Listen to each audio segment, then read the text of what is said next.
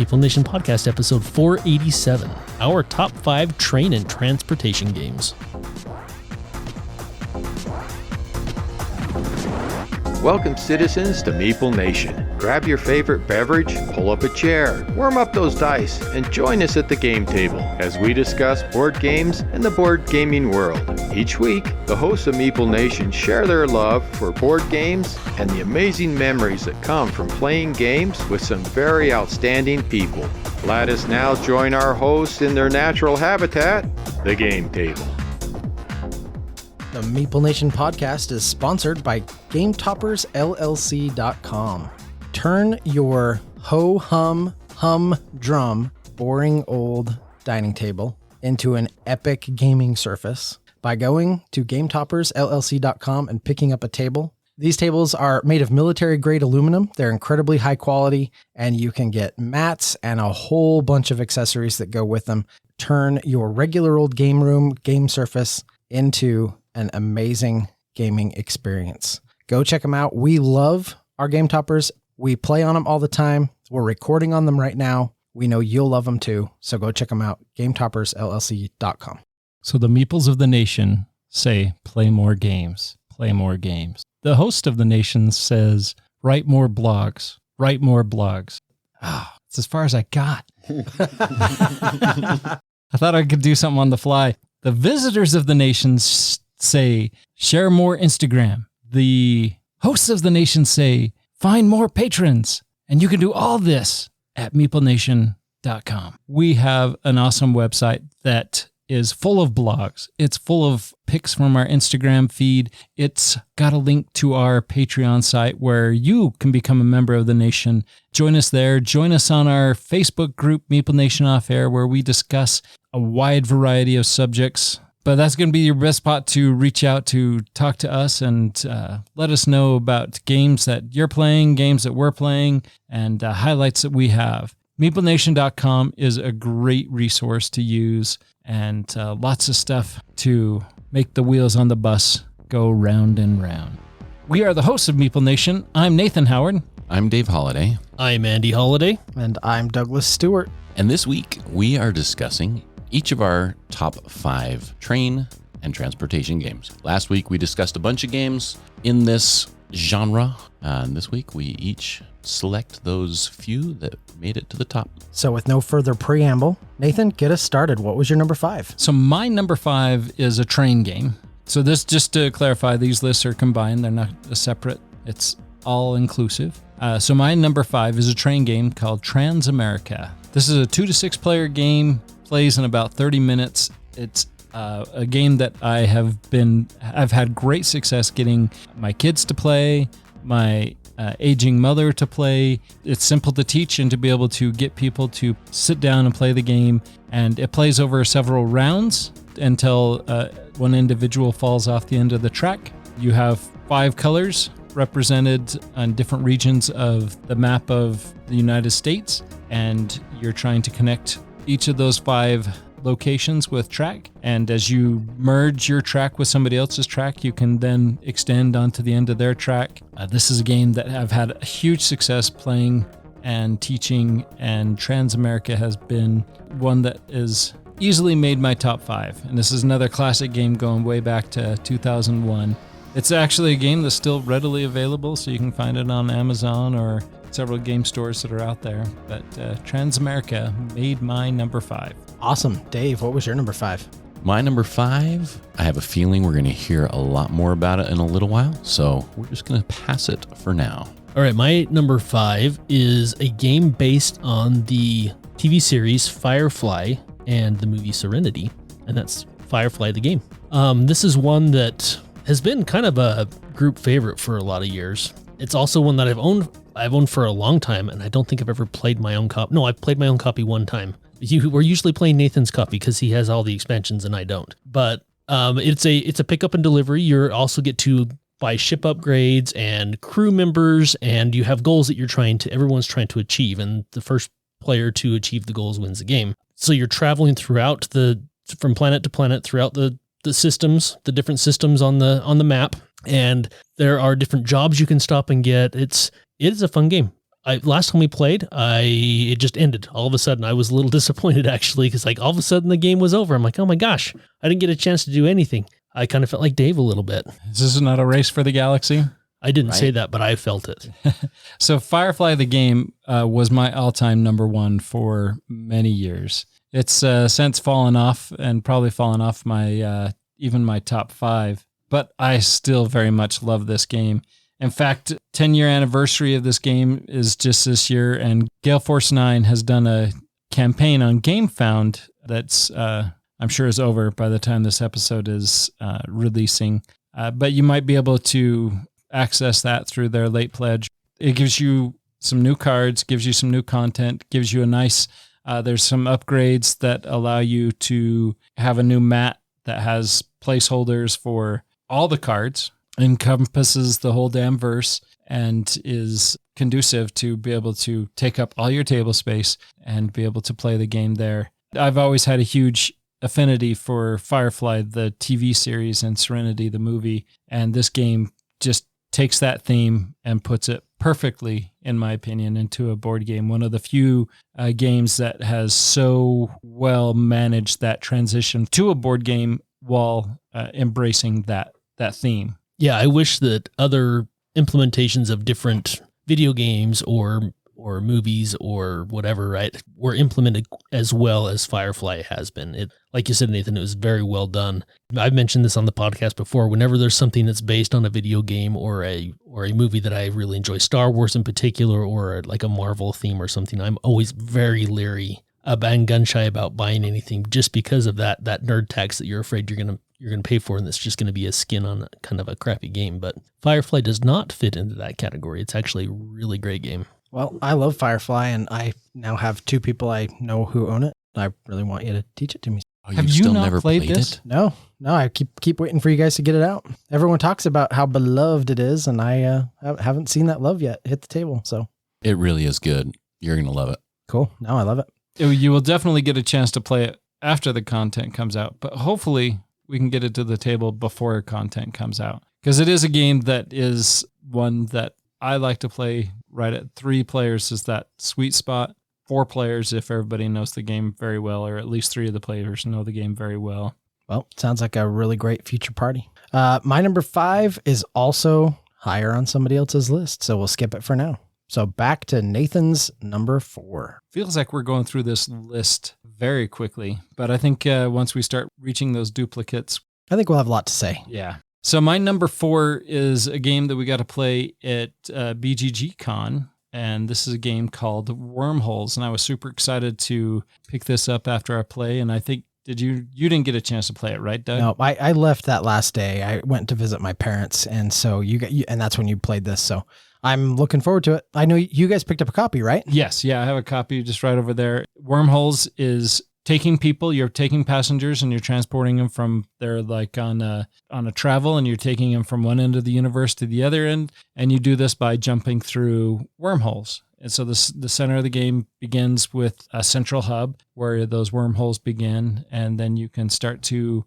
explore out, form a wormhole, or discover a wormhole, and then from that point you can start to transport individuals to that location or use that wormhole to get you closer to another destination or another wormhole, and bounce back and forth from there. But yeah, Wormholes is a great game, plays in 45 to 60 minutes, goes up to 5 players, has a solo variant. I haven't tried the solo variant, but I very much enjoyed this. What did you guys think, Andy? Or what did you think, Andy? I liked it. I liked there's a definite benefit to trying to discover all of the wormholes. So if a wormhole gets discovered, it doesn't mean you have access to it. You still have to make your way over to it and gain access to that wormhole in order to use it. And there's something to be said about gaining access to all of them, because your ability to move around the board, to make drop-offs and everything else, drastically increases the more wormholes you have access to. But it also takes time to do that, and it's a lot of time on the front end of the game,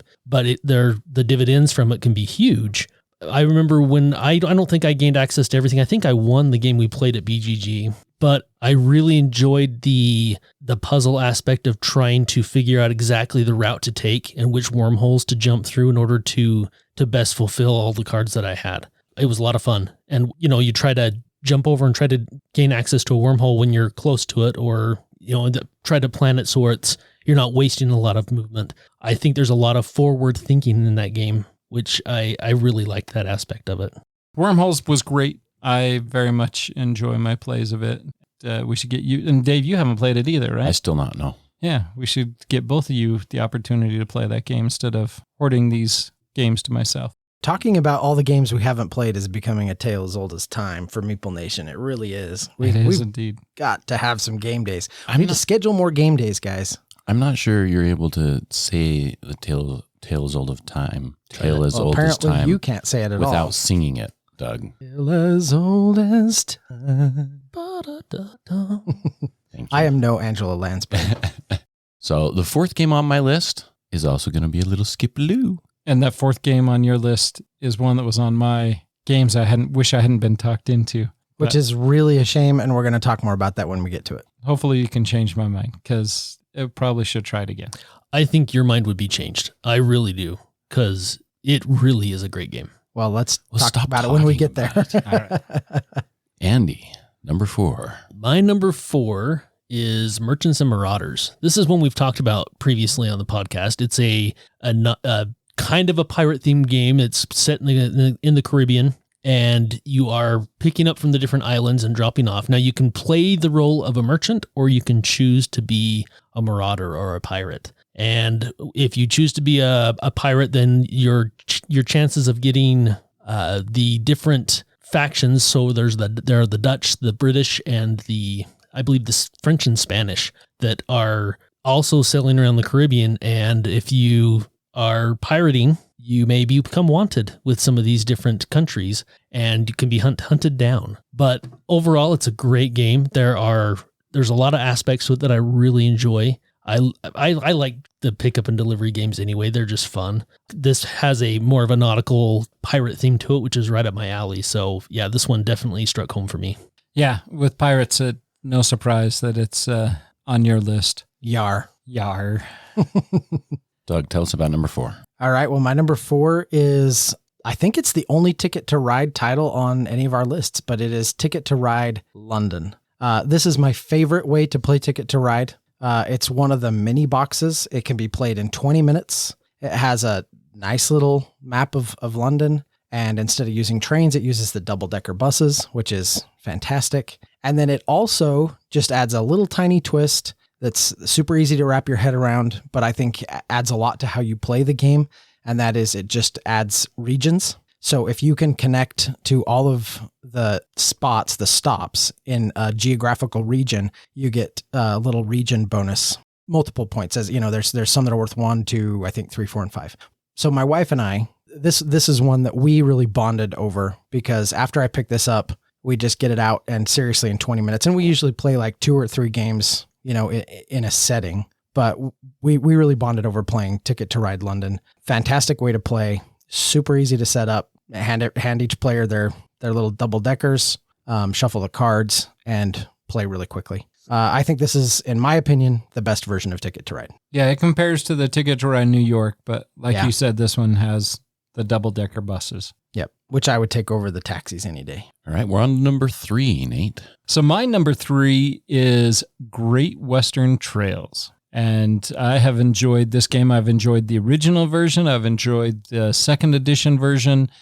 Great Western Trails is a great game all about herding cattle and getting that cattle to Kansas and loading it on a train and sending it to somebody's dining table, and that they can enjoy your cattle as well. This is also my number 3. I remember the first play of this was extra special. Nathan had just received a bundle of games from somebody, and this was one of those games, and it had these really cool, the cowboys in this game were really cool clay sculptures, basically. Yeah, that's right. Yeah, that's the copy I've played too. Yeah. The previous owner of the game had painstakingly molded. I don't know if it was painstakingly, but they took their time and they made some. I mean, they're a little bit corny looking, but they're fun, right? They're cool. Yeah. They got big cowboy hats on. Yeah, and they're all corresponding to the colors of the players, of the player boards, and it's a nice little touch. when I got the second edition, I was kind of bummed out that there was no homemade clay cowboys in that box. I mean, I guess I could take them from the other box, but That's what I would do. yeah. But yeah, that was the first play, and then we've played lots of times online together, and I still haven't gotten sick of it, and I've played it over and over and over again, and I still really enjoy it every time. Yeah, it's a great game. I've decided for me, Great Western Trail, this is a game that I want to like more than I do.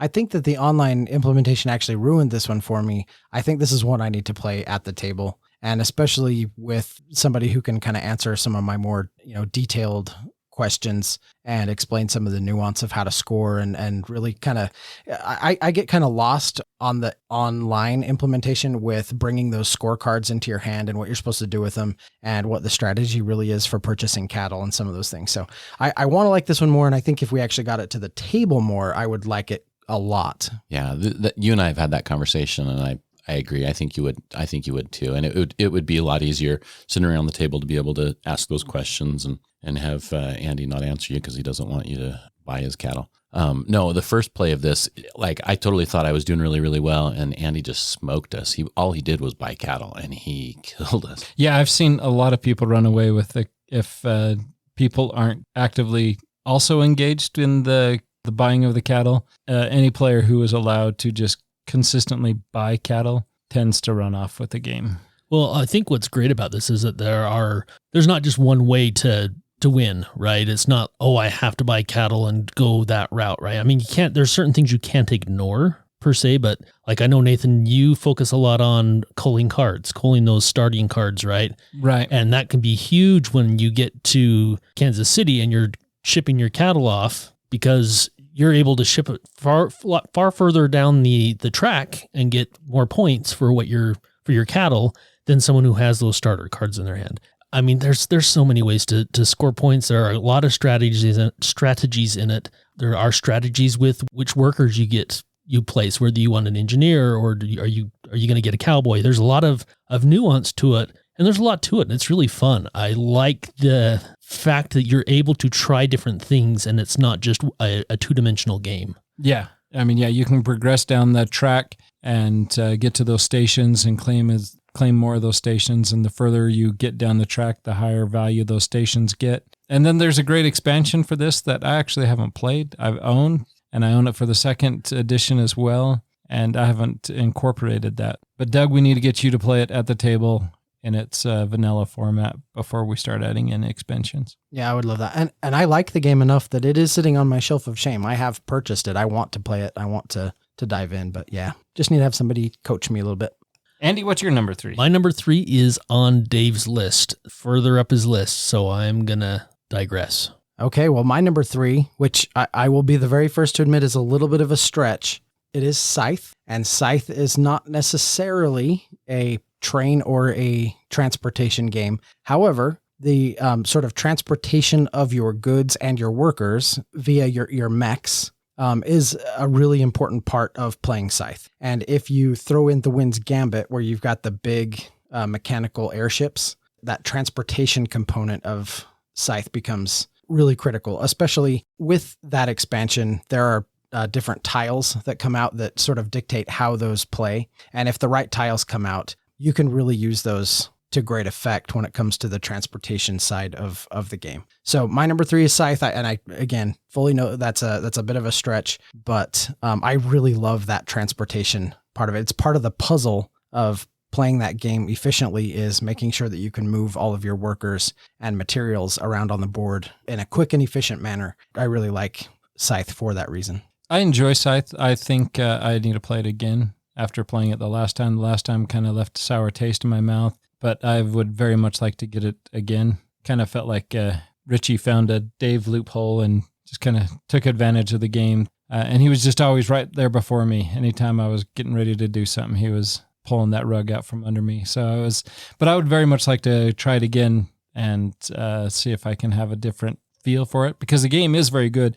And I think you're totally spot on with that transportation, because as you're moving mechs from region to region. You got to pick up and decide which workers you're taking. And of course, you can't abandon your resources, so you want to take those with you. It is a transportation game, I feel. And it has a nice table presence, too. Those miniature mechs are pretty nice looking, and the resources. Yeah, Scythe is honestly one of the best looking board games out there, in my opinion. I think an even bigger part of the puzzle to figure out, or remember anyway, is to remember to look at the bottom of your board to do both actions. Early in that game, I forgot. Oh, that's right. And I forgot to build my mech, and Doug was following me, and he just came in and chased my worker away, stole my resources, and it set me back several turns. I'd be interested to see how often that kind of thing can happen, because at that point, honestly, I had no chance the rest of the game. It was as if you guys had been playing for 3 or 4 rounds before me. It just really kind of crippled me. I think you're talking about Cooper Island. You watch your mouth. But I am actually really looking forward to playing the campaign. Yeah, Rise of Fenris. We kind of played that recently, or we played Scythe recently in hopes that it would kind of refresh everyone on the rules and how to play, so that we could throw in some additional components and then start through that Rise of Fenris. I guess it's a legacy style campaign version of Scythe. So yeah, I'm really looking forward to that. That'll be a lot of fun. Number 2, Nate. Back to me, number 2. So my number 2 is Xia, Legends of a Drift System. Talked a little bit about this last week, but I really like the aspect of this game where you can explore and form the board as you go. And so any way you explore, you can expand the universe that way. This is a game that every time we've played, we're teaching somebody new. So it feels like, okay, well, we're just going to go to 5 points to get the sample. And we really need to sit down and play it one week and then play it a full game the next week, or even in a row. But that might make for a very long night. But Xia, Legends of the Drift System is, I think, very good. All those, because I really enjoy those exploration and discovery games. And I feel like that Xia, for a non-legacy style game, provides a lot of that. And especially as you're newer to the game. But I do wish that, there was just a little bit more variety out there, I guess. I mean, I still have both the expansions. And so there is content that's there.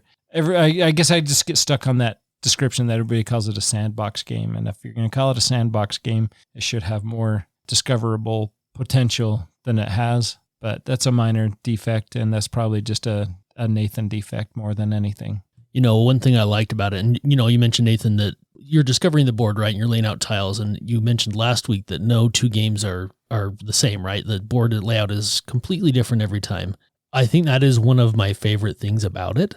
As you're exploring, you're adding different obstacles between where you are and where you want to go, and it completely changes what you're trying to do or how you're going to maneuver around the board every single time you play. And, you might find a wormhole, which may speed things up for you a little bit, but having to go through those debris fields can really hamper cramp your style and potentially damage your ship. I agree with you that I really want to play the full version of this because I want to get to those bigger ships and do some more upgrades and really explore what this game has to offer. And it is really unfortunate that we've only ever been able to play to 5 points, because it's just kind of given us a taste and almost just teased us a little bit about what the game has to offer. And we've kind of gotten to the point where we've explored basically everything, and then the game ends. So it would be fun to jump into it a little bit more and really dive into the content. Yeah, absolutely.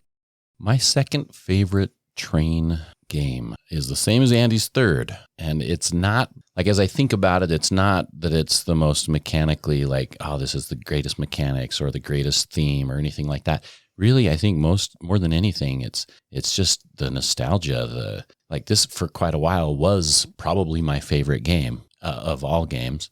Just this was the game that I always wanted to play when we would get together, and it's Empire Builder. Unfortunately, there were a lot of people who didn't want to play it because it could be a long game. But it's old school. Everybody has trains. You can upgrade your trains to go further and to hold more. You pick things up in one city, drop it off in another city. Very simple. You use crayons to draw your tracks as you build them on the board. Some of the terrain that you build through is going to cost a little extra because it's mountainous or there's a river you got to cross or whatever. Extremely simple, but man, I just used to have so much fun playing this game. Yeah, this one made my number 3 on my list because, well, this is when I can get my wife to play, which is really kind of humorous because now when I ask her, hey, do you want to play a game? Let's play this game. And her first question every single time without fail is, how long is it? Mm-hmm. And yet I could get her to play this and we wouldn't finish in one night. Like this game would take us days to finish just because we sit down and play for a half an hour or so, take a few turns, and then it would just sit on the table until the next time we were both home together. But yet it's one that she really enjoyed. And it's not a complicated game, but the gameplay is really fun. I mean, you're trying to build tracks to just it's just a pick up and delivery game, really simple. But you're trying to earn enough money to build your tracks for the next round or earn enough money to get that train upgrade, trying to get those, when you draw an order card, you have 3 options to choose from, and you only get to make one of those deliveries, but you typically, not always, but for me, I typically go for the big payout, right? But sometimes it makes more sense, especially if you can do a double or a triple drop off in one spot, then you're making just bank and being super efficient at it. So there's a lot of ways that kind of scratch that itch of trying to optimize your turn and make that optimum delivery and get your track built just right to where it's, the shortest distance or it's the cheapest way to build a track. It may take a little longer, but it was really cheap to build because you're building around the mountains instead of through the mountains. As simple of a game that it is, there's enough going on to make it interesting and fun for how long it is. Right. It's a long game. It is. Which is why it didn't make my top 5, 10, 15. Andy, what's your number 2? My number 2 is Nathan's number 1. Wait, Scythe was Doug's number 3. My number 2 is Gloomhaven because it has travel. You travel from one region to a different region. I feel picked on. No, my number 2 is Nathan's number 1. So we'll talk about it momentarily. Well, my number 2 is your number 1. So we'll talk about that one in a minute as well. Yay! Hooray for crossovers. So you know what though? I just have to say I'm glad we're at number 1 because the game Nate's about to talk to has been passed over 3 other times now. Yeah, this is made everyone's list. Yeah, made all of our lists, which says a lot because it's the only game that made every list. And that game is Galaxy Trucker. I love this game. This is a recent introduction to Andy and I believe to you too, Doug, right? Yep. And this game is phenomenal. I own the anniversary edition, which contains all the expansions, and I recently picked up a cheap version or a cheap copy of the original version, and I bought the original version again because it is a great tool to begin teaching the game. Because once you start adding all those expansions, that really clogs up the explanation and the understanding and the comprehension of the game. People's eyes start to glaze over as you're trying to explain all the different types of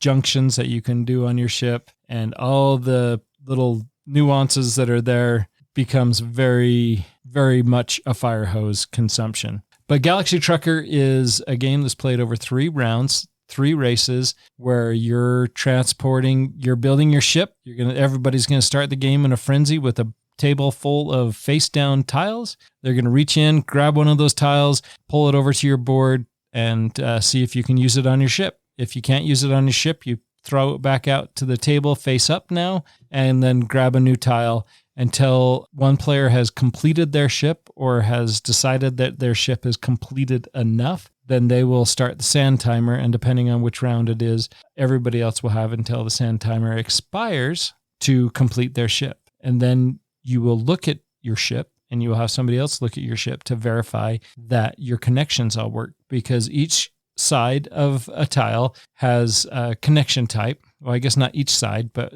tiles have connections on them that need to be met. So you have a universal connection that has 3 junctions on it, or you have a dual connection or a single connection. And so a single connection must connect to a single connection or a universal connection, and the dual connection must connect to a dual connection or a universal connection. So if after you've built your ship and somebody starts to evaluate your ship and they're like, oh, you got an error there, then that piece must be removed. And if that piece is connected to other pieces, that's your only connection to the rest of your ship, and all those pieces fall off. Then once everybody's ship's ready, we begin a race.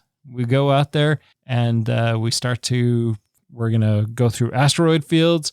We're going to drop off our astronauts. We're going to salvage goods. We're going to send away our astronauts, we discovered a ship that they can use. So we're going to let them take off on their own ship. And this is just all a race as the game it falls into that transportation, because you're transporting your astronauts across the open space and using them to discover new worlds. So I think that this is a game, Nathan, where honestly, the score, I don't even know how much it matters. This is a game all about just building a really goofy looking ship and then just seeing if it can survive the leg of the race. I mean, that is honestly what it is. And every single time one of those tiles gets flipped over, or I shouldn't say tiles, they're the cards, right? For the race, you flip these cards over that determine what's going to happen next. And you see the meteors, you see I think there's pirates, there's like derelict ships you can go and discover. Sometimes your people on your ship will just abandon ship, and you have to be kind of prepared for all of these different eventualities. And honestly, just seeing if your goofy, crazy, thrown together really quick ship can even make it through the leg of the race is, I think, the thrill of this game. And I'm so glad that you taught this to me. I've heard mixed reviews from different people. I'm glad you taught this because I loved it. I think Galaxy Trucker is fantastic. Yeah, I think it's a game where the anxiety of the game can lock up some players, right? Whereas it's the whole panic of trying to draw those tiles. My wife hates this game, hates it with a passion, just because she doesn't like that stress. She doesn't like that pressure of trying to build the ship or that race. But Ashley, my daughter, she loves this game. And everybody that I taught, Greg, Doug, you played with Greg, and Andy, you've played it. And Mike was there. And Mike played that. Yeah. And everybody is like, this game is great. Yeah, you recently taught Richie as well. Yeah. And he loved it. And he said the same. He thought that I was going to hate it too. He's like, that's probably a game you didn't like. And I was like, no, actually, I really liked it. So it surprised him. Honestly, though, I don't know how I would like it today. Just with your anxieties. Some of my issues like that. I wonder how it would go over today, but it did make my top 5. Yeah, it's a great game. I very, very much enjoy my plays of this. My top 1, however, is Russian Railroads and Ultimate Railroads. Russian Railroads is a game that Dennis, my brother, got a long time ago and taught us, and I really enjoyed it. It's one of those games that has tons of different ways of scoring. I mean, you have games where you're scoring in the 600s, right? Like there's a lot of points to be had and a lot of different ways to get them. It's a worker placement. You can gain extra workers throughout. And there's just a lot of different actions that become available as the game goes on. You can buy some of those action spots basically so that they're only yours in future rounds. And then Ultimate Railroads came out and it just kind of added several different game experiences. So there's a Germany. There is an Asian version. I think there's another one, but they just basically added extra variation in the game, in a game that already has quite a bit. It's a game that I'm still trying to master. I have some plays that I do really well. I have other plays that I'm like, holy cow, how did I screw that up so badly? But it's a good one all around. I play this. There's a great implementation on BGA. Dennis and Richie and I play it quite a bit. All right, my number 1 is the same as Doug's number 2. And this is a game that I recently introduced to Doug, and it is also a game that I have never won, but it is my number 1 because it is so much stinking fun to play, and that is Wasteland Express Delivery Service. So this is a post-apocalyptic game where you are driving around in this crazy rig. Each player has their own unique vehicle that they're driving with an asymmetrical, either an upgrade that they start with or an asymmetrical ability that they have from the beginning of the game. And you are driving through the wasteland trying to just make deliveries to the different areas. You can stop at the mod shop and get modifications. You can get machine guns, or you can pick up a gunner to man your guns. You can get armor. You can get a digger to dig for treasure if that's one of the missions that are that's in the game. Or you can stop and get new missions to try to complete. You pick up and deliver ammo, food, or water. Those are the 3 resources that you're trying to gain and deliver. And all during that, there are also raiders that are traversing the Badlands along with you. And you can, this is one of the funnest things, is you can actually raid the raiders and attack their rigs that they're carrying and steal their goods right back out from underneath of them. And you can raid the raider camps, the enclaves there are 4 different enclaves in the game that you can go and raid. I love the fact that, so there are 3 main missions. There's one that's a static mission. It's always in the game. And then there are 2 random ones that come out that everybody has access to. And then that everybody else has their own personal missions that you're trying to complete. And the more difficult missions are going to allow you to put your little standee on that mission when you complete it. And the first player to get all 3 of their standees placed on a mission card wins the game. Like I said, we've had a lot of close games. I think, Doug, you won the last one we played. Yep. And it was really close. But it's one of those games that you're like, I didn't win, and I had a blast playing it. Don't even care. Yep. Because that was so much fun. And I want to play again. Yeah, 100%. This is like, if you can kind of imagine Mad Max Fury Road infused with sort of some of the zany, like, art style of something like Borderlands. Yes, exactly. And I love all of that. And the post-apocalyptic theme is something that I really enjoy. And it even gives you some of those vibes that we talked about when we were discussing Galaxy Trucker, right? You've got this Mod Podge vehicle, but you're loading it up with, storage capability and machine guns and like you said, really cool digging arms that you can, go out and start digging holes, looking for treasure or whatever it may be.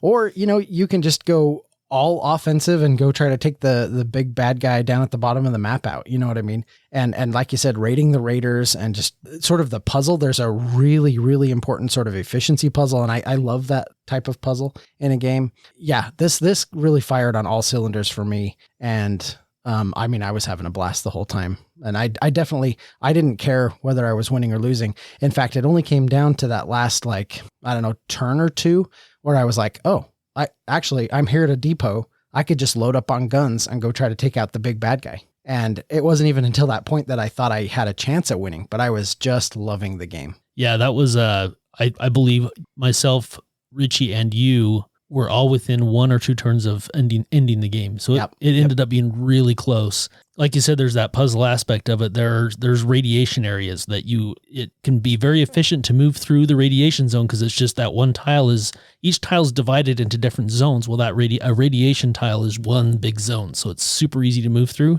but you have to roll the radiation die. And if you take radiation, then you're taking damage. Anyway, there's a lot going on, but it's, oh my gosh, thematically, they nailed it. And just the gameplay is absolutely phenomenal and just so much fun. It's so enjoyable. Yeah, I very much enjoyed my play of this game. And I think you're spot on too, Doug, with how very thematic it is to that Mad Max feel. And I've never played Borderlands, but the theme on it just is well done. All right. That wraps up everybody, but the one we know who is the most important. Stop Doug. it. Just stop, Dave. So what is the best game? Number 1 on my list was number 4 on yours. And This is Merchants of the Dark Road. I love this game, and it does not get to the table as much as it should. We've had a great time playing this at conventions, at my house. I'm a little evangelical when it comes to this one. I really try to push it when I have the opportunity. But I love this. I love the theme. You're this caravaneer, right? You have your wagon and that puzzle of trying to load it full of goods and trying to recruit heroes and upgrade your wagon as you're kind of traversing this rondelle, right? And you can manipulate the market, and there's some press your luck spots, and you can upgrade all the gear that's on your wagon. And you do all of this in the hopes that you can go and deliver it to the right places at the right times for the right costs and make it all work. And everything revolves around, you roll dice to determine what actions you can take on a turn. You have to choose what dice you want to execute, right? And it will determine your move and a few other things. The puzzle that provides and how you can maximize each turn and picking all this stuff up and dropping things off, I think is absolutely wonderful. So I love the theme, the artwork, the components. This was one that I backed on Kickstarter, so I got all the deluxe components for it, and it is phenomenal. Yeah, the components are awesome, but I think what shines for me with this game is It's not one, it is one you have to pay attention to what everybody else is doing. What they're doing on their action doesn't necessarily hurt you, but you want to be prepared and be looking, okay, he's probably going to this location. Right. And because you can travel with other players, when a player travels, you can choose to go with them. And if you can plan it accordingly, that's saving you an action. You're tagging along, saving you an action. You get to sell your goods and you can prepare for the next time, right? And if you can decipher what the other players are doing, oh my gosh, yeah, you can have, it's that efficiency thing, right, Doug, that you're talking about, being super efficient by paying attention to what everybody else is doing. The downside to that is for new players, it's just something that you don't know what you don't know, right? You're not going to know how to do that effectively until you've played it a couple of times. I've only played it the one. With that. Yep. I've only played it the one time, and I don't know, it's probably 3/4 of the way through the game where I was wrapping my head around everything else enough so where I was starting to go, okay, I need to start looking now at what these guys are doing so I can try and take advantage of that. And so it can be a little bit rougher for new players. I really like the market on this, how the market worked with I'm thinking of the right game, right? Yeah. The dice. Yeah. And you roll the thing. Rondo. The magnetic Yeah. rondo. Yeah. Yep. Yeah, I liked how that worked. I thought that was a very nice touch. I think I would like to try the game again. Yeah. Not at the end of the night, not when I have to work early in the morning, and maybe when we played this with you, you were tired and it took way too long. There was a big, rules explanation. Yeah. And I think honestly, probably too many people at the table, right? We did it at full 4, and I think this sings at 3. And so I think we just kind of hit all the wrong things for you when we introduced this game to you. So we need to try this again when we can make it a more favorable experience, because I actually think you'd really like it. You think I would regret culling my copy? Probably. Then I probably shouldn't. That's my goal. That's my goal, is to make you regret culling Merchants of the Dark Road. Don't make me uncull my game. Well, you want a Kickstarter Deluxe Edition anyway, so Great. That does it. Top 5 train and transportation games. Until next time. I really want to say woo woo again, but we'll be seeing you around the table when you come. Yes, we'll be seeing you around the table when you come. Oh, wow.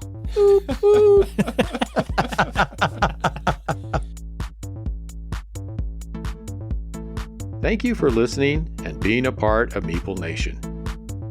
If you would be so kind as to follow, subscribe, share, and rate or review this podcast, it really helps to spread the fun. You can be more involved in supporting the podcast by joining the nation at patreon.com/MeepleNation, or you can find a link at the top of our webpage, meeplenation.com. And while you're there, look at all our extra content. There are links to all our past episodes, a wide variety of blogs, pictures from our Instagram feed, and bios for all the hosts and our awesome bloggers. Follow us on Twitter, Instagram, and Facebook, all under Meeple Nation. If you would like to chat with the hosts or other members of the nation, you can join our Facebook group, Meeple Nation Off Air. We hope to see you again at a game night, a con, or maybe a suspense-driven evening of Werewolf. Thank you for listening and supporting Meeple Nation, and stay tuned for next week's episode. Thank you so much for listening. We very much want to thank our patrons who help keep the podcast running. I personally want to thank my co-hosts for all the help they provide with both content here on the podcast, in addition to what we have available on our website. Without them, the podcast would not happen. If you too would like to support the podcast, you can join the nation at patreon.com/Meeple_nation. Or you can find a link to Patreon at the top of our webpage, meeplenation.com. If you have any questions, comments, or games you feel should be on our radar, you can always reach us at meeplenation@gmail.com. We can't wait to hear from you. I am grateful to Doug and Andy who helped me edit episodes, and I want to thank James and Kim Clark who do the editing on our blogs and on our webpage, which can be found at meeplenation.com. We want to thank Brain Detergent for our music. If you want to find more from him, you can follow his links that can be found on our webpage, or simply search for Brain Detergent on YouTube to find more of his tracks. Thank you again for listening and being part of the Meeple Nation community.